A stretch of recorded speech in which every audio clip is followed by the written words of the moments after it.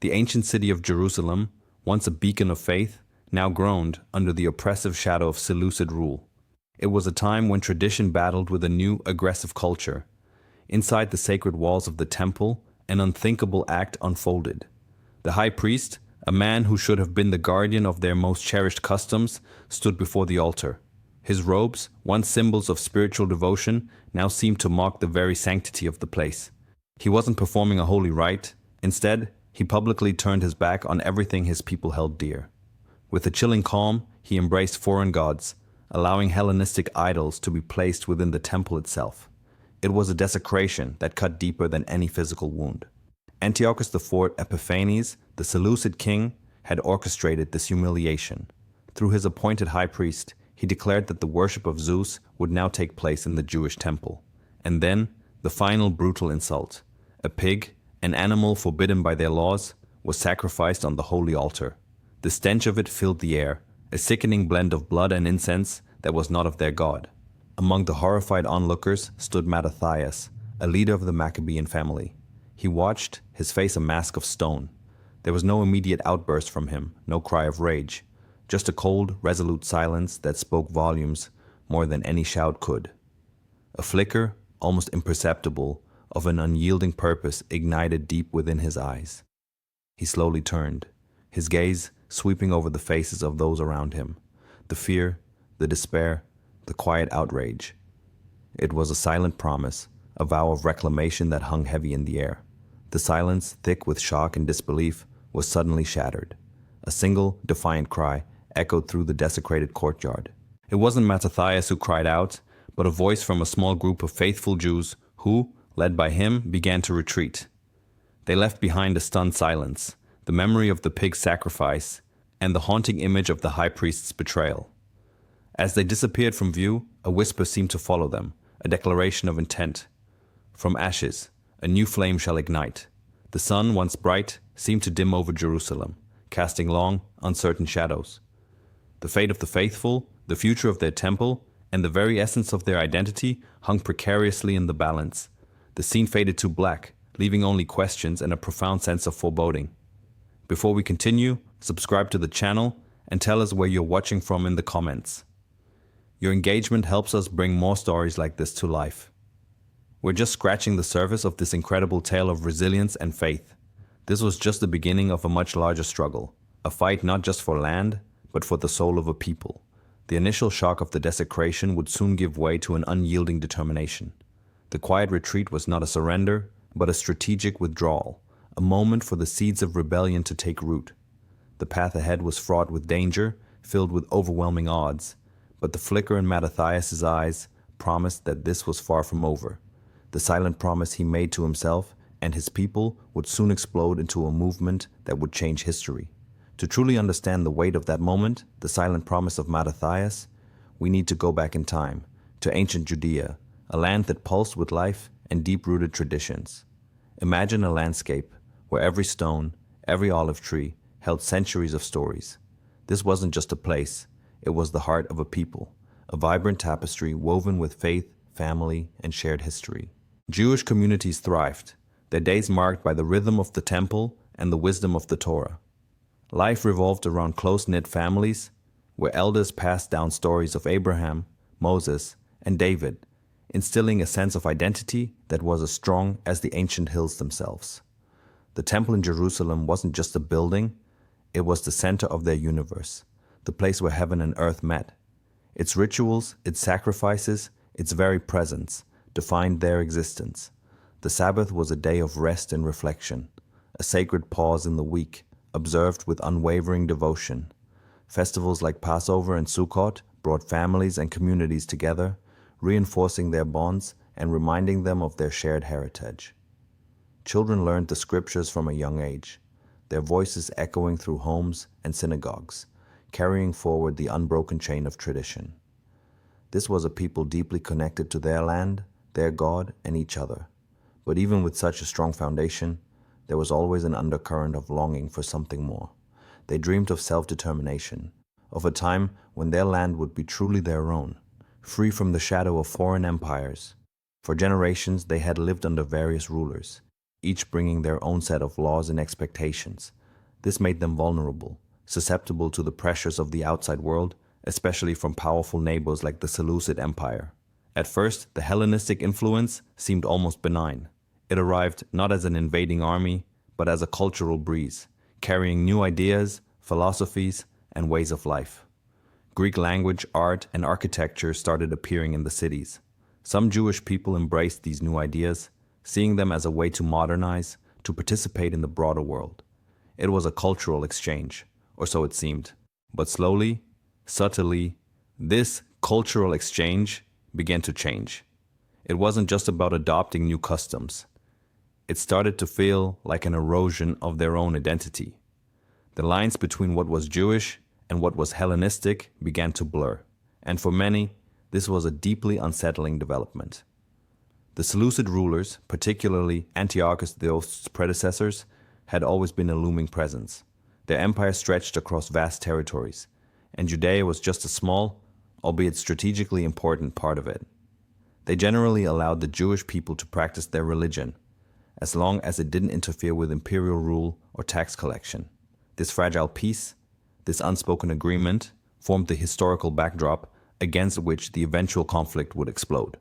The Seleucids were seen as powerful, sometimes distant, overlords, but as their influence grew, so did the demands on the Jewish population. The Hellenistic way of life, once an option, became more and more of a requirement for those who wished to prosper, to gain favor, or even just to survive. This gradual shift, this creeping pressure, laid the groundwork for the profound crisis that Mattathias and his people would soon face. It was a slow tightening of the noose, a quiet suffocation of their ancient ways, leading them closer and closer to the breaking point. This creeping pressure, this quiet suffocation, wasn't a sudden event. It was a slow burn, a series of accumulated emotional cracks that had been forming for years, even decades, before the ultimate desecration of the temple. The Seleucid Empire, in its quest for control and uniformity, had a knack for finding these fault lines and pushing on them. Initially, their promises had been smooth, almost reassuring. They would respect Jewish religious autonomy, they said. Your customs are your own, they implied. But these promises often felt hollow, like words written on sand. There were veiled humiliations, small but significant slights, that chipped away at the Jewish people's dignity. A Greek governor might pass a law that, while not directly banning a Jewish practice, made it incredibly difficult to observe. A local official might openly mock a sacred tradition, knowing he would face no real consequence. These weren't grand acts of violence, but they were corrosive, eating away at the trust between the rulers and the ruled. One of the most damaging tactics was the manipulation of the high priesthood. This was the most revered office in Jewish society, a spiritual leader chosen for his piety and lineage, but the Seleucids started to see it as a political appointment, a prize to be sold to the highest bidder or given to the most compliant candidate. This meant that men who were not truly fit for the role, men who were more interested in power and Hellenistic favor than in upholding Jewish law, began to occupy this sacred position. Imagine the heartbreak and anger of a devout Jew seeing their spiritual leader, the one meant to guide them, openly embracing foreign ways, even encouraging them.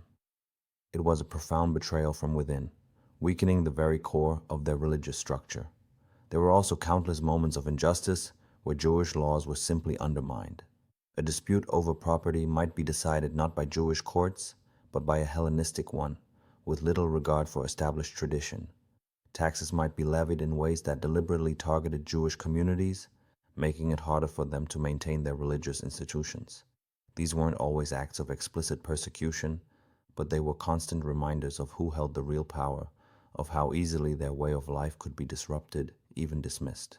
The Seleucid Empire's policies, which seemed subtle at first, gradually eroded any remaining trust and respect. It wasn't just about cultural differences anymore. It became about a fundamental clash of values. The Jewish people valued their ancient laws, their singular God, their distinct identity. The Seleucids, particularly under Antiochus, valued a unified, Hellenized empire, where all cultures would eventually conform to the Greek model. This basic incompatibility meant that every policy, every decree, every subtle pressure pushed them further apart. The initial desecration of the temple, the shocking act we talked about earlier, wasn't a random outburst. It was the culmination of years, even generations, of this slow, relentless pressure. It was the endpoint of a long road paved with broken promises, veiled humiliations, manipulated leadership, and undermined laws. It was the moment when the Seleucid agenda became undeniable, when the true cost of their rule became clear. This wasn't just an isolated incident. It was the breaking point after a long, drawn-out battle for the Jewish soul. This buildup created a profound sense of betrayal, a growing chasm between the Jewish people and their foreign rulers. They had been pushed, little by little, until there was nowhere left to go but to fight back. The seeds of rebellion were sown in these quiet, painful moments, long before any sword was drawn. The atmosphere in Judea grew heavier with each passing day. It was like a storm gathering on the horizon, not yet breaking, but making the air thick and hard to breathe. With Antiochus IV Epiphanes now firmly in power, his policies became less about subtle influence and more about outright force. He wasn't just encouraging Hellenization, he was demanding it. The once quiet tensions within Jewish communities exploded into open conflict. People found themselves on opposite sides, debating fiercely whether to resist this foreign culture or to try and blend in, hoping to avoid the worst of Antiochus's wrath. These weren't academic discussions happening in a vacuum. These were desperate arguments at family tables, hushed conversations in marketplaces, and heated exchanges in synagogues. Neighbors who had once shared meals now eyed each other with suspicion. Those who clung to the ancient traditions, refusing to give up their Sabbath observance or dietary laws, faced constant pressure. It started subtly, with ridicule and scorn from Hellenized Jews who saw them as backward. Then it escalated. Suddenly, observing the Sabbath could mean public shaming, or worse, losing your livelihood. Eating kosher food might get you denied entry to certain public spaces. Antiochus, fueled by his belief in Greek superiority and his own inflated ego, became increasingly tyrannical. He didn't just want assimilation, he wanted absolute conformity. He saw the Jewish people's stubborn adherence to their faith as a personal insult, a challenge to his authority and his vision for a unified empire. This wasn't just about controlling territory, it was about controlling minds and souls. The decrees started coming down, one after another, each one more shocking than the last. First, Jewish worship was forbidden. Then, the practice of circumcision, a cornerstone of their covenant with God, was outlawed, punishable by death. Observing the Sabbath became a capital offense. Keeping kosher was banned. Possessing a Torah scroll was a crime. Altars to Greek gods were set up in every town, and Jewish citizens were forced, under threat of torture and execution, to offer sacrifices to them. This was no longer just about erosion or manipulation. It was a full frontal assault on every aspect of Jewish life and identity. The Jewish people found themselves in an unbearable situation. They felt the heavy weight of judgment from every direction.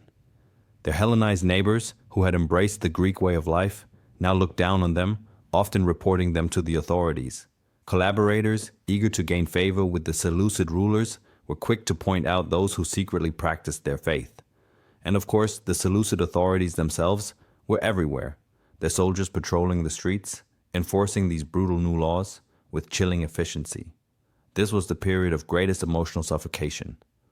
Imagine being told that everything you hold sacred, everything that defines who you are, is now illegal, that your faith, passed down through generations, will cost you your life. Parents had to make impossible choices, risk death by circumcising their sons, or watch their children grow up without this fundamental mark of their identity. Families were torn apart. Some fled into the wilderness, hoping to find refuge. Others tried to outwardly conform, while secretly holding on to their beliefs. The very essence of their identity was under siege. It wasn't just their physical safety that was threatened, but their spirit, their heritage, their connection to God.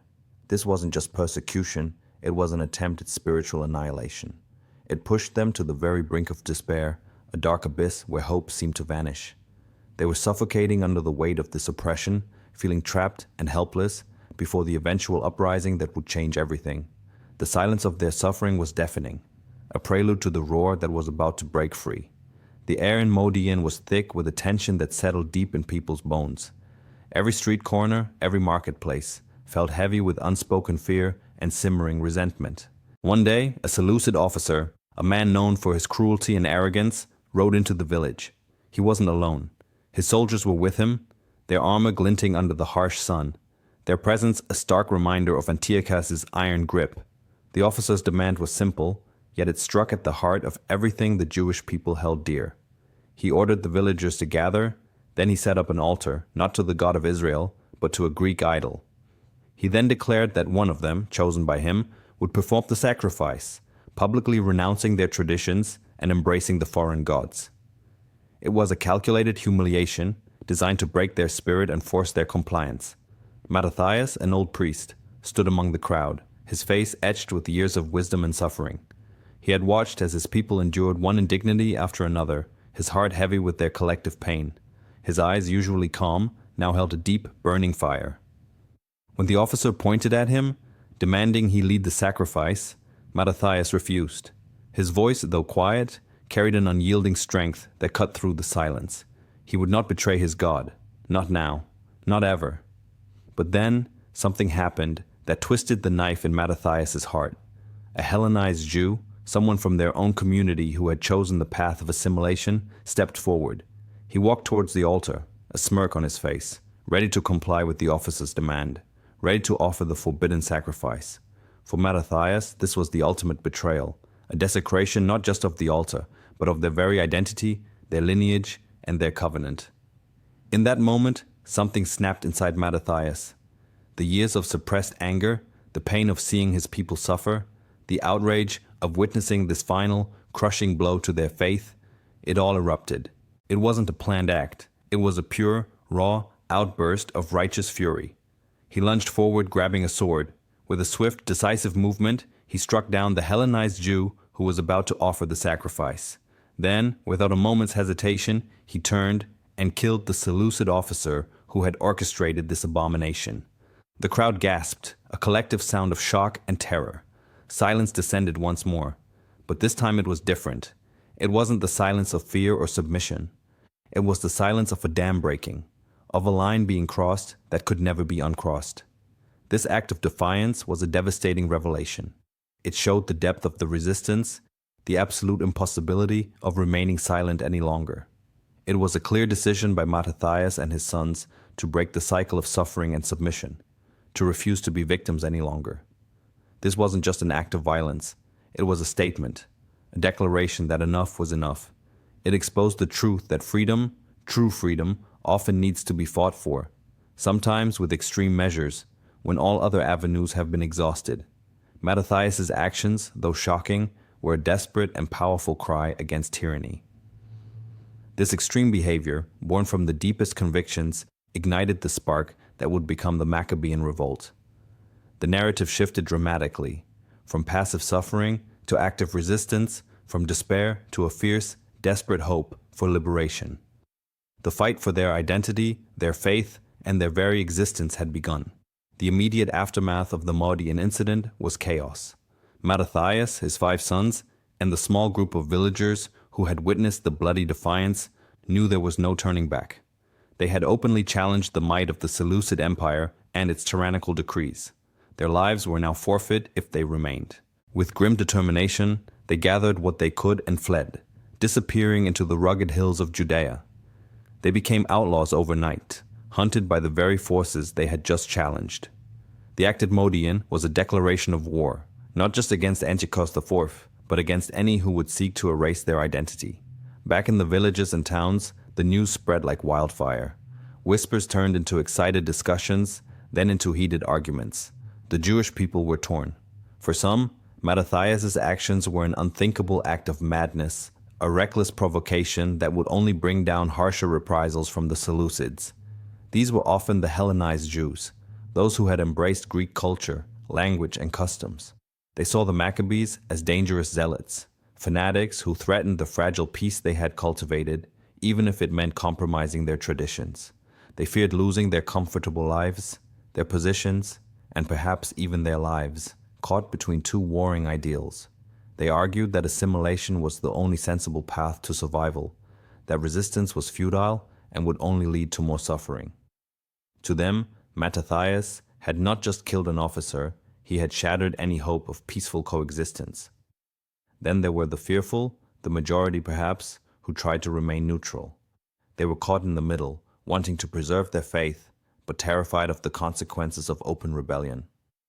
They had witnessed the Seleucid brutality firsthand, the desecration of their temple, the outlawing of their customs.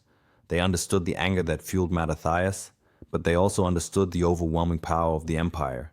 They tried to keep their heads down, hoping the storm would pass, praying for a miracle without actively participating in its making. They hid their Torah scrolls, practiced their rituals in secret, and hoped that by not choosing a side, they might escape the inevitable wrath. Their neutrality, however, was a difficult tightrope walk, often leading to internal conflict and a gnawing sense of guilt.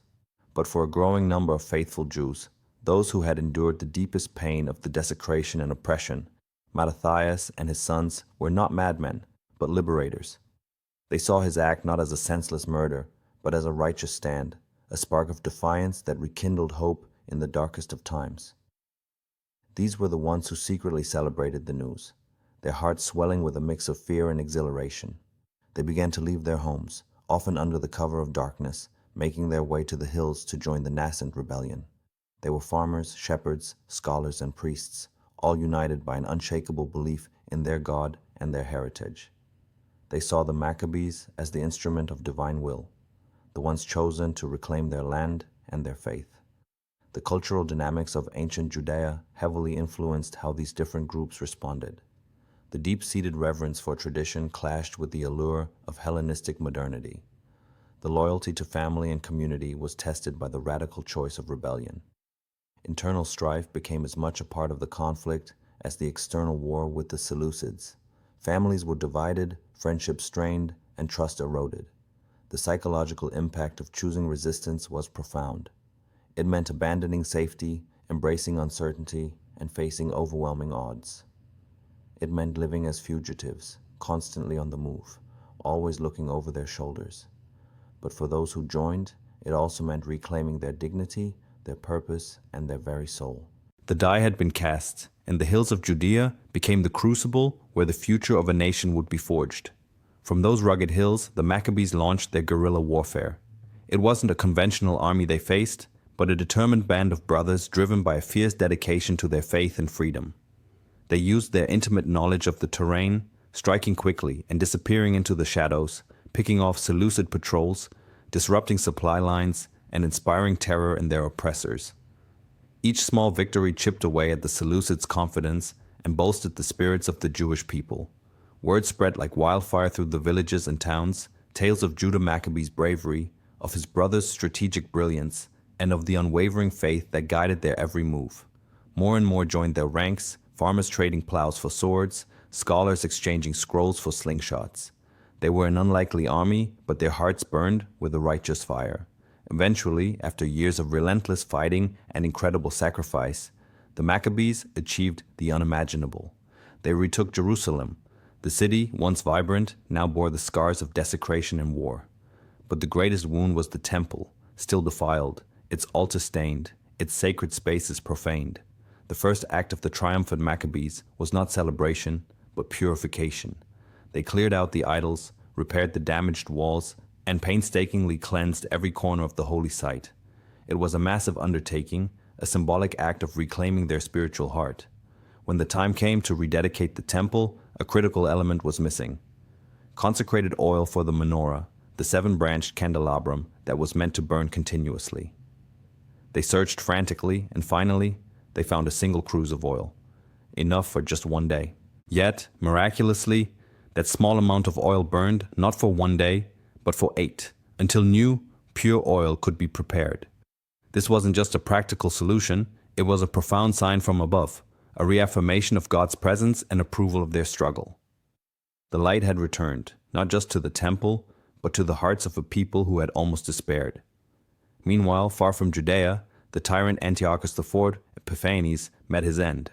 His empire, already weakened by internal strife, and the costly Maccabean revolt began to crumble. He fell ill, suffering from a terrible disease, his body consumed by ailments. Many saw it as divine retribution, a fitting end for a man who had sought to destroy a people and their God. His death was a quiet affair, a stark contrast to the chaos he had wrought, and it marked a turning point, not just for Judea, but for the wider region. It was a poetic justice, a testament to the fact that even the most powerful oppressors are ultimately subject to forces beyond their control. The story culminates with the establishment of Hanukkah, the Festival of Lights, a celebration that continues to this day. It is a time for remembering the dedication, the spiritual renewal, and the triumph of light over darkness. It's not just about a military victory, it's about the perseverance of faith, the importance of holding on to one's identity against all odds. Hanukkah reminds us that even in the bleakest moments, a small flicker of hope, fueled by unwavering belief, can ignite a powerful flame. It teaches us that true strength lies not in conquest, but in conviction, and that the spirit of dedication, once kindled, can illuminate the path to freedom for generations to come. The Maccabees fought for their right to be Jewish, and in doing so, they ensured that their light and the light of their faith would never be extinguished. Their story is a powerful reminder that even against overwhelming forces, dedication and spiritual renewal can lead to the most profound victories.